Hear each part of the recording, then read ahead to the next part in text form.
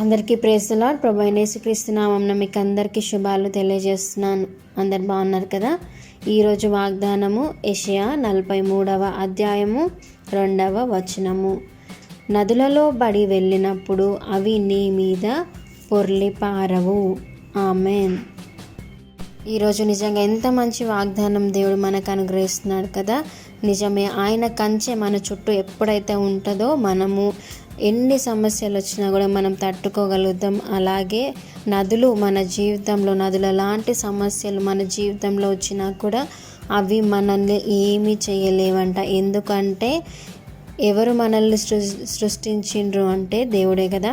యేసయ్య మనల్ని సృష్టించిన దేవుడు, మనల్ని నిర్మించిన దేవుడు, మనల్ని విమోచించిన దేవుడు, ఆయన మనల్ని పేరు పెట్టి పిలుచుకున్న దేవుడు కదా.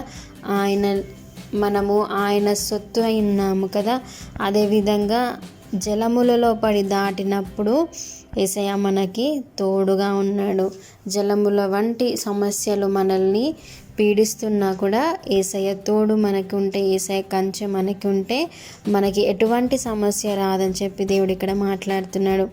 అదేవిధంగా కీర్తనలు 91లో మనం చూసుకుంటే 7వ వచనంలో, నీ ప్రక్కను 1000 మంది పడినను, నీ కుడి ప్రక్కను 10,000 మంది కూలినను అపాయము నీ యొద్దకు రాదు. నిజమే, మీరు కనుక కోవిడ్ పరిస్థితులను ఒక్కసారి జ్ఞాపకం చేసుకుంటే మన ప్రక్కన ఎంతో మంది పడి ఉన్నారు కదా, చచ్చిపోయి. ఈరోజు మనం బ్రతికి ఉన్నామంటే కేవలం దేవుని కృప. ఈరోజు ఈ వాగ్దానం నీ వరకు వచ్చిందంటే కేవలం అది దేవుని కృప కదా. కాబట్టి ఆ రోజుల్లో మనం ఒక్కసారి గుర్తు తెచ్చుకుంటే దినదినం ఒక చాలా ఘోరమైన పరిస్థితుల నుంచి మనం బయటకు వచ్చాం. ఆ పరిస్థితి అసలు వస్తుందే మన జీవితంలో అని కూడా మనం అనుకోలేదు కదా.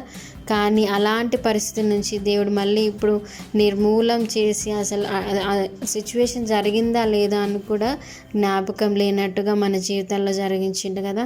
కాబట్టి దేవుడు ఇచ్చిన మనకు మంచి ఆయుష్ని బట్టి కూడా ఎల్లప్పుడూ మనం కృతజ్ఞతలై ఉండాలి.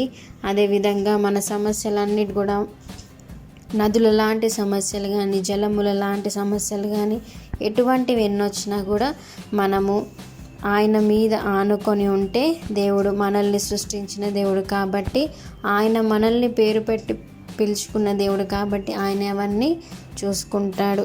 కాబట్టి దేవుడు ఈ చిన్న వాగ్దానాన్ని దీవించి ఆశీర్వదించును గాక. ఈ వాగ్దానాన్ని దయచేసి మీ జీవితంలో క్లెయిమ్ చేయండి. మీకు ఎవరికైనా ప్రేయర్ రిక్వెస్ట్ ఉంటే దయచేసి కామెంట్స్లో మెన్షన్ చేయండి. Thank you. God bless you.